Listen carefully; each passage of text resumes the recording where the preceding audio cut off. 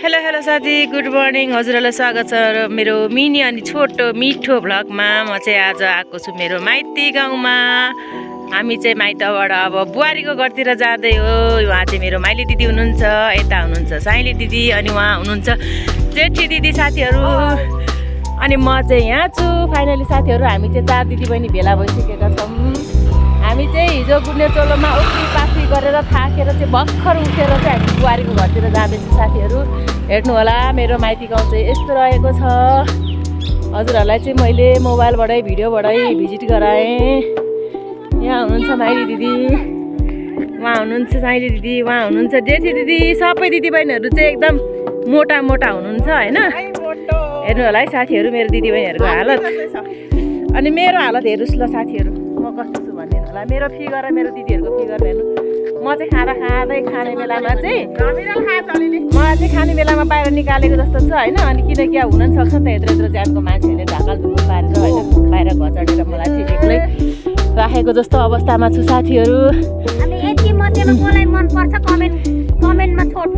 छोड्नु होला। उहाँहरू 3 जनाको चाहिँ फेरि एउटै गाउँमा एउटै ठाउँमा घर हो, अनि म एउटा चाहिँ अलिक पर छु। अनि त्यही भएर साथीहरू, उहाँ चाहिँ माइला भाइसँग, उहाँ चाहिँ जेठासँग, अनि उहाँ चाहिँ अर्कैलाई भए पनि तर गाउँ पनि एउटै ठाउँ पनि एउटै, जहाँ हिँड्दा पनि 3 बहिनी सँगै हिँड्ने है। अनि आफू चाहिँ सौताको पत्ता जस्तो के गर्नु साथीहरू, आफू एक्लै परियो। यसो दिदीबहिनीसँग बसेर गफगाफ गरौँ भनेर पनि मोबाइलमा बाइक, अनि माइतमा आउँदा बाइक अरू बेला भेटघाट हुन सक्दैन। उनीहरूको चाहिँ यताको भात बोकेर उता लगेर खान पनि सकेछ साथीहरू। यति चाहिँ घाटा हुँदो रहेछ कि दिदीबहिनीसँगै नहुनुको। दिदीबहिनीसँगै भएपछि के पाक्यो, मलाई खाना बनाउनु अल्छी लाग्यो बनाइदेऊ भनेर खाना पाइने, अब आफ्नो त नपाइने होइन। अब के गर्नु, त्यस्तो छ। अब आफूलाई चाहिँ अर्कै पीडा छ है। अब के गर्नु, अब खान पाएन लाउन पाएन भनेर दिदीबहिनीको घरतिर गएर घुसेर बस्न नमिल्ने है। अब 1 दिन 2 दिन पो हो, पाहुना यसो ढुकिन्छ, फेरि सधैँभरि राख्दैन होला है। गाह्रो छ साथीहरू। यो चाहिँ मेरो माइत गाउँको बाटो साथीहरू। अनि यो चाहिँ गुम्बा हो हाम्रो। यहाँनिर चाहिँ लोसार, अस्ति नै लोसारको कार्यक्रम भएको थियो साथीहरू।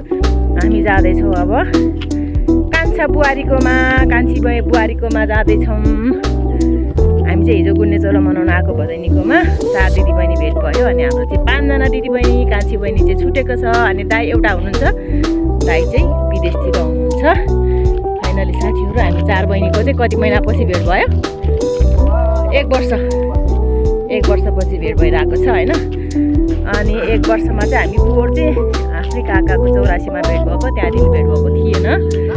अब को कता फाइनली साथीहरू, हामी 4 बहिनी भेट भएर यसरी हिँड्दैछौँ। हामी चाहिँ आफ्नो दिदीबहिनी हुनु पनि बेग्लै मजा छ नि साथीहरू। के गर्नु, अब एक्लै हुनेहरूको त विचार अब छैन, कोसँग भन्नु के भन्नु होइन।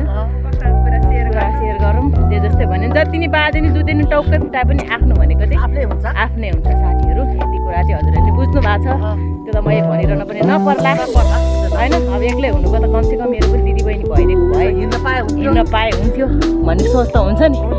तर के गर्ने, अब हुन त अब सबैको फेरि एक्लै हुनेको एक्लौटी सरकार हुन्छ होइन। हामी चाहिँ 4 जना छौँ नि त साथीहरू। देख्न सकिन्छ मेरो माइती गाउँको बाटोमा हजुरहरूलाई मेरो कान्छी बुहारीसँग भेटाउँछु साथीहरू। अनि यतातिर चाहिँ यस्तो छ हाम्रो चाहिँ माइती गाउँको हालत। हेर्नु होला, बाटो पुर्दैछिन् हाम्रो बुहारी चाहिँ। फाइनली साथीहरू, मेरो 4 जना दिदीको हेर्नु होला, यति मस्केर हिँड्नुहुन्छ कि बाफ्रे कुरै छोडिदिनु ल। दायाँ बायाँ त कोही देख्नै हुँदैन, उहाँ त झन् एकदम ल ज्यानले पनि अलिकति सुट गर्छ नि त, टक्क लाएर। प्रधानमन्त्री सुशीला आमा भन्दा कम छैन मेरो दिदीहरू। हेर्नु साथीहरू, ज्यान पनि हेर्नुहोस्, सुशीला कार्की भन्दा त कम छैन मेरो दिदीहरू पनि। ल साथीहरू, फाइनली मेरो बुहारीको घर चाहिँ आइपुग्यो। बुहारी यता छिन्, बुहारी चाहिँ पुरा वहीँ परदेखि आइगरेर छिन्। मेरी बुहारी एक्लै छिन् बिचरी, किनकि बिचरा हिजो मेरो बुहारीको पनि आफ्नै 4वटी नन्द छिन्, तर सबैजना त्यही त हो नि, आफ्नो घर व्यवहारले गर्दाखेरि आउनु पाएन। योपालि मेरो बुहारी चाहिँ यहाँनिर फुलबारी गोडेर रेडी गर्दैछिन्। फाइनली मेरो यो कान्छा भाइको घर हो। अनि यहाँ बुहारी एक्लै बस्छिन्। हेर्न सक्नुहुन्छ साथीहरू, माइत आउनुको बेग्लै मजा छ साथीहरू।